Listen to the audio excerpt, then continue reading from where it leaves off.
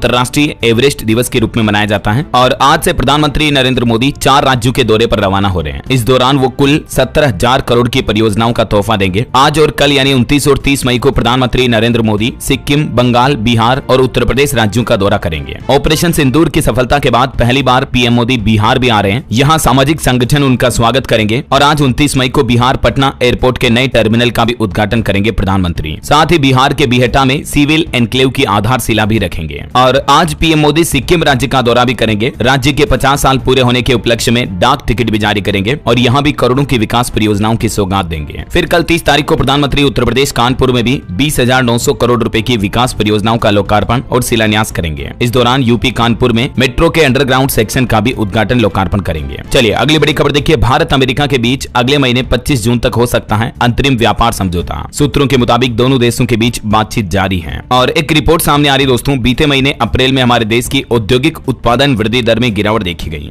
और ये दर अभी गिरकर 2.7% पर पहुंच चुकी है। यानी इस रिपोर्ट से पता चलता है कि हमारे देश के कई सारे सेक्टर्स का प्रदर्शन खराब रहा, इंडस्ट्रियल रेट कम हुई है। और वर्ल्ड इकोनॉमिक फोरम की एक रिपोर्ट में भी दावा किया जा रहा है कि भारत 2025-26 वित्त वर्ष में दक्षिण एशिया के विकास का मुख्य इंजन बनने के लिए तैयार है। तो ये एक इंडिया की इकोनॉमी के लिए अच्छी बात है। चलिए अगला अपडेट देखिए। पेपल कंपनी को क्रॉस बॉर्डर ट्रांसफर के लिए आरबीआई यानी भारतीय रिजर्व बैंक की मंजूरी मिल चुकी है। अब सुरक्षित सीमा पार पेमेंट करना संभव हो पाएगा। पेपल कंपनी के जरिए आप इंटरनेशनल ट्रांजैक्शन इजीली कर पाएंगे। लीगल तरीके से आरबीआई की अप्रूवल मिल चुकी है। चलिए अगली बड़ी खबर देखिए। जमीन खरीद बिक्री के 117 साल पुराने नियमों को खत्म करेगी सरकार। ऑनलाइन रजिस्ट्री प्रोसेस चालू करने की तैयारी की जा रही है। दरअसल केंद्र सरकार ने संपत्ति प्रॉपर्टी के ऑनलाइन रजिस्ट्रेशन को अनिवार्य बनाने और दस्तावेजों के डिजिटल संरक्षण को सुरक्षित करने के उद्देश्य से एक महत्वपूर्ण विधेयक का मसौदा तैयार किया है। और ये जो नया कानून है ये पुराने मौजूदा 117 साल पुराने रजिस्ट्रेशन एक्ट की जगह लेगा। ग्रामीण विकास मंत्रालय के अंतर्गत भूमि संसाधन विभाग की तरफ से ये नया मसौदा जनता की राय के लिए जारी किया गया है। अब इसमें कुछ ऐसे सिस्टम प्रावधान होंगे। भूमि दस्तावेजों का ऑनलाइन पंजीकरण होगा और प्रॉपर्टी अब आधार कार्ड से भी लिंक हो पाएगी। आधार वेरिफिकेशन हालांकि वैकल्पिक होगा। तो जल्द ही ये नए नियम लागू किए जाएंगे। चलिए किसान भाई लोगों के लिए बड़ा अच्छा फैसला सरकार ने लिया। बाजरा, मूंग, सोयाबीन और मूंगफली समेत 14 फसलों की एमएसपी को बढ़ा दिया। यानी किसानों को अब उनकी फसलों की ज्यादा कीमत मिल पाएगी। धान समेत 14 फसलों की एमएसपी में जो बढ़ोतरी की गई है, कौन कौन सी फसल में कितनी बढ़ोतरी की गई है, ये टेबल में आप देख सकते हैं। मूंगफली दोस्तों 15 साल के लंबे इंतजार के बाद आखिरकार आईपैड यूजर्स के लिए भी खुशखबरी आई। व्हाट्सएप ने एप्पल आईपैड के लिए एक नया डेडिकेटेड मोबाइल ऐप लॉन्च कर दिया है, जिससे अब आप व्हाट्सएप को और स्मूथली यूज कर पाएंगे, है ना। चलिए खबर है डीआरडीओ के अध्यक्ष डॉक्टर समीर वी कामत का कार्यकाल 1 साल तक के लिए बढ़ाया गया। अब ये 31 मई 2026 तक अपने पद पर बने रहेंगे। चलिए अगली बड़ी खबर देखिए। मुंबई में तेज बारिश हुई। राजस्थान में गर्मी और बारिश एक साथ चल रही है। छत्तीसगढ़ में भी बारिश और वीडियो भी पाकिस्तान भेजे थे। गूगल मैप भी दिया था। शक है कि इसी घटना के बाद ड्रोन हमले हुई है। जासूस के मामले में एक और गिरफ्तार शख्स से अब एटीएस भी पूछताछ कर रही है। गुजरात में पाकिस्तान को खुफिया जानकारी देने वाला शख्स शहदेव सिंह, जिससे पूछताछ चल रही है। बताया जा रहा है कि व्हाट्सएप के जरिए ये 6-7 महीनों से पाकिस्तानी एजेंट के संपर्क में था। ऐसे गिनोने लोगों को धिक्कार है दोस्तों, जो अपनी मातृभूमि भारत माँ पर रहते हुए भारत माँ के साथ ही गद्दारी करते हैं। क्या कहोगे आप इसके बारे में। और जो अभी यूट्यूबर ज्योति मल्होत्रा गिरफ्तार हुई थी, उनके केस पर भी खबर आ रही कि उनके असर के चलते अब एक नया नियम तो ये लागू हुआ। रेलवे स्टेशन, मेट्रो वगैरह इन जगहों पर अब यूट्यूबर्स की नो एंट्री रहेगी। बिना अनुमति के फोटो वीडियो शूट नहीं कर पाएंगे। जी हाँ दोस्तों, इंडियन रेलवे ने यूट्यूबर्स और ब्लॉगर्स के लिए भी कुछ सख्त नियम लागू किए हैं। झारखंड धनबाद रेल मंडल से आदेश जारी हो चुका है, बिना अनुमति के वीडियोस वगैरह शूट नहीं कर पाएंगे। अगर आपने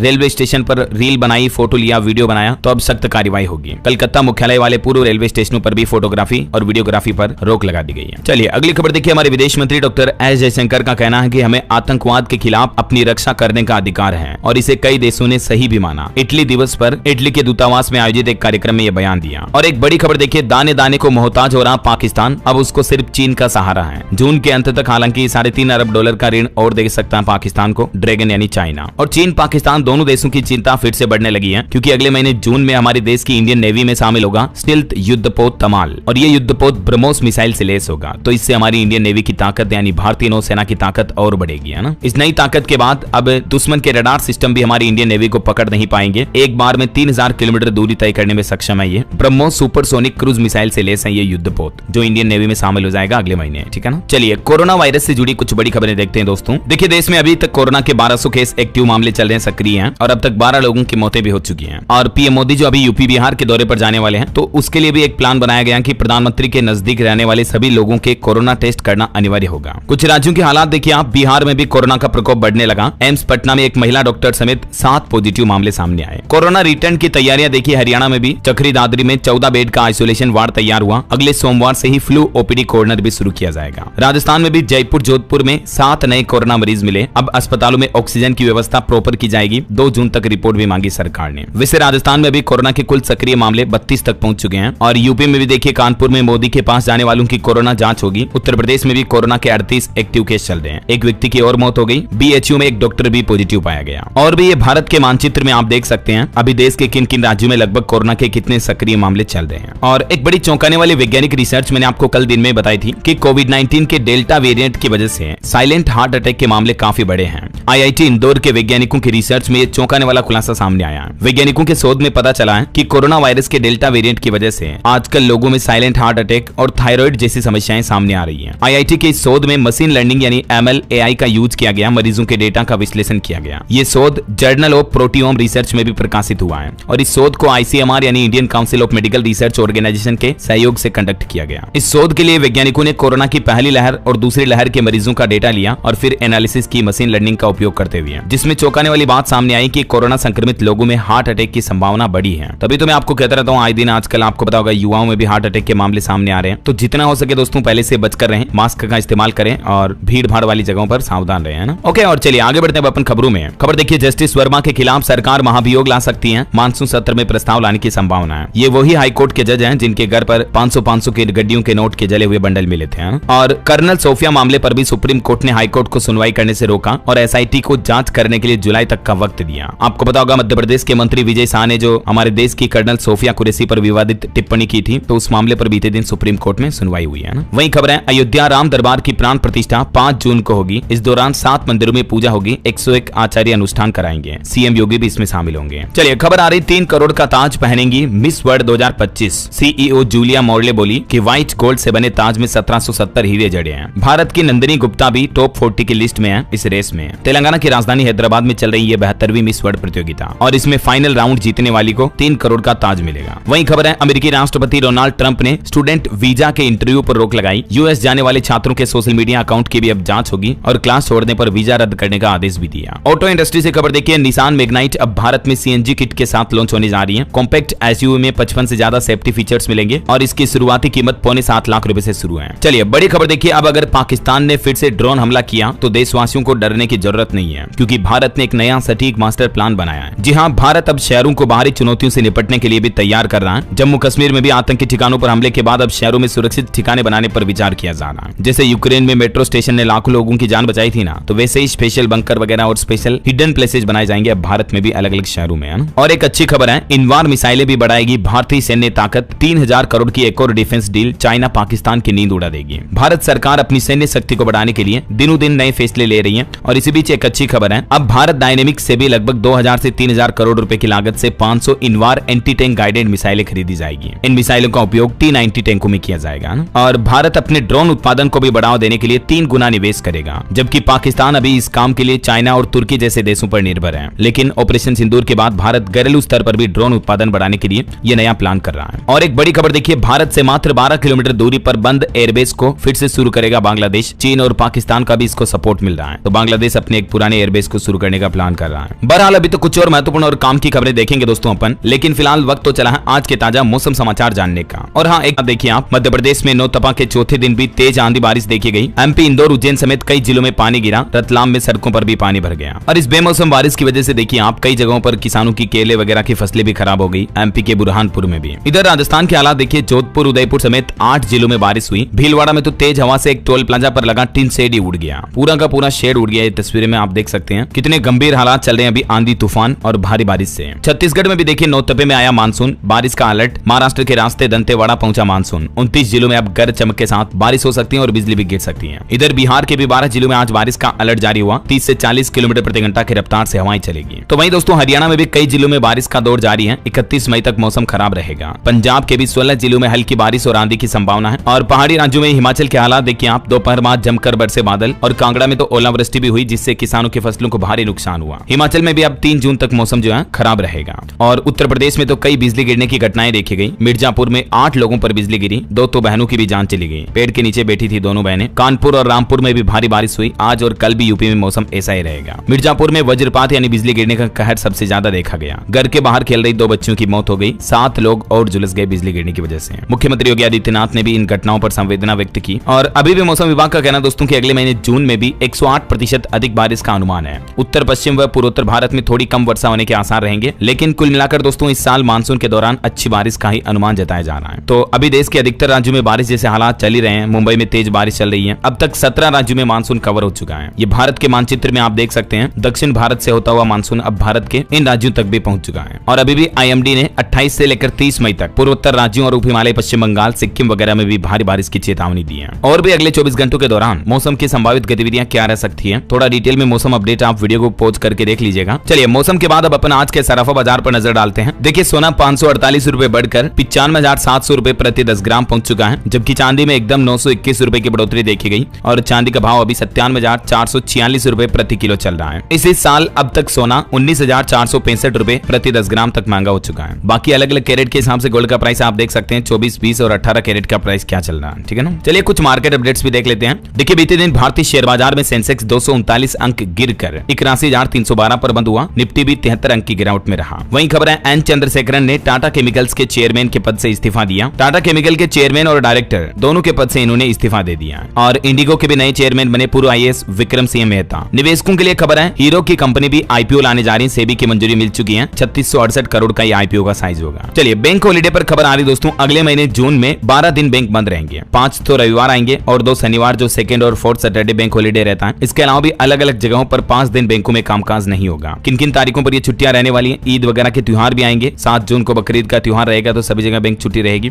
और भी ये बैंक